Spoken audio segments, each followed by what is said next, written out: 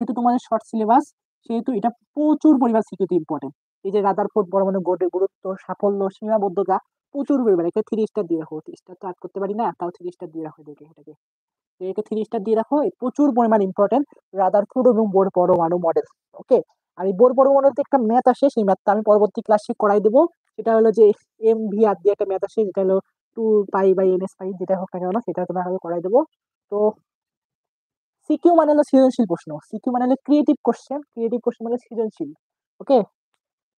তো যারা এখানে এই গ্রুপে ক্লাসে যারা আছে, যারা মেসেঞ্জার গ্রুপে নাই, যারা মেসেঞ্জার গ্রুপে জয়েন হয়ে নিও।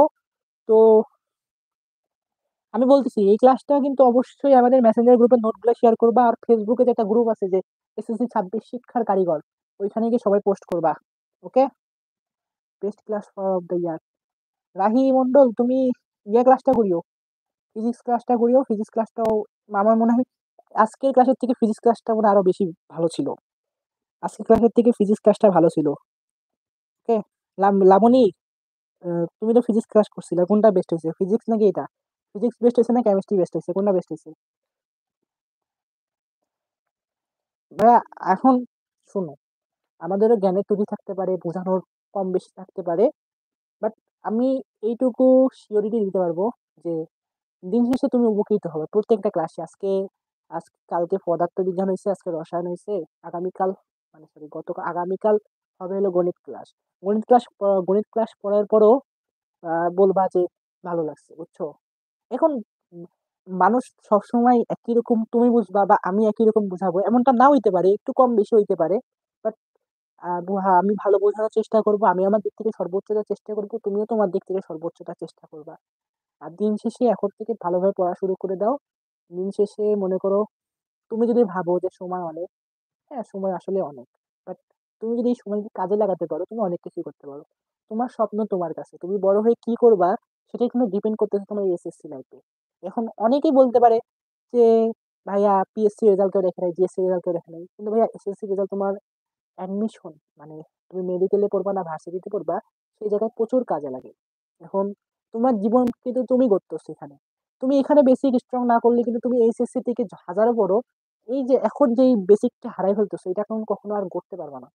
তাই উচিত, তোমার এখন সময় আছে, খুব বেশি সমস্যা না হলে এই কাজটা করিও না। আর আমি তোমাদের স্যার না, আমি তোমাদের মনে করো বড় ভাই জাতীয়। আমি তোমাদেরকে একটা কথা বলতেছি ভাইয়া, এই সময় মানে ফ্রি ভাবে কথা বলতেছি, এই সময় এই বয়সে দয়া করে রিলেশন রিলেশন জাতীয় জিনিস চাইও না। হয়তো বা সাময়িক আনন্দ হইতে পারে, কিন্তু ব্যাপারটা দিন শেষে অনেক ঝামেলায় বলবে, বুঝছো? মনে হইতে পারে ভাইয়া রিলেশন তো করতেছি কিন্তু পড়াশোনা তো ঠিক চলতেছে। ভাইয়া সাময়িকভাবে তোমার 2-3 মাস পড়াশোনা ঠিক ঠিক যাচ্ছে ঠিকই, কিন্তু জীবনে ডিপার রিলেশন টাইপের জিনিস জায়গায় প্রচুর ঝগড়াঝাটি লেগে থাকে বা অনেক মনোমালিন্য লেগে থাকে। এখন সাপোজ মনে করো তোমার কালকে এসএসসি পরীক্ষা, তার আগের দিন রাতে তোমার মনোমালিন্য লাগছে, তুমি কি করবা? তোমার প্রিয় মানুষকে সামলাবা না তুমি পরীক্ষা দিবা? এই যে কত মনে অশান্তি। তো আমি চাচ্ছি যে তোমরা যদি রিলেশনে না যাও, তাহলে তোমাদের আর যাওয়া লাগবে না। যারা আসো তাদের হিসাব বাদ, কিন্তু যারা এখন পর্যন্ত এই টাইমটা মানে এই ক্লাস 10-এ বড়, এই টাইমটা খুবই খারাপ টাইম। এই টাইমে তোমরা নেশা থেকে শুরু করে রিলেশন সব জায়গায় তোমরা জড়াই পড়ে যাবা, বুঝছো? মানে এই জন্য একটু সতর্ক থাকিও। অনেকে আছে আমার ফ্রেন্ডে দেখছি এই টাইমে তারা মানে নেশায় নেশায় অভ্যস্ত হয়ে গেছে। তাই এই টাইমটা নিজেকে সেফ রাখার দায়িত্ব তোমার ভাইয়া। এখন কিন্তু তোমার বাবা মা তোমার দিকে অত কেয়ার রাখবে না, যেভাবে ছোটবেলায় কেয়ার নিছিল সেভাবে কিন্তু কেয়ার নেবে না। ওকে। তো এই ব্যাপারগুলোকে তুমি একটু একটু হিসাব করে দেখিও। বাট যাই হোক, তো কথাগুলা শুনতে একটু কেমন লাগলো? ব্যাপারগুলা কিন্তু দিন শেষে কিন্তু আমরা কিন্তু বড় হচ্ছি, আমরা দেখে দেখে আসছি, বুঝছো? তো তোমাকে সতর্ক করার দায়িত্ব আমার। তো তুমি সতর্ক থাকিও। আর একটা জিনিস সতর্ক করতেছি যে আপাতত বেশি পড়া লাগবে না, স্কুল করো। আমি বলতেছি ভাইয়া তোমাকে বাইরে প্রাইভেট প্রাইভেটে পড়া লাগবে না, তুমি আমার ক্লাসগুলো করো, আমার সাথে থাকো, ইনশাল্লাহ ভালো করবা।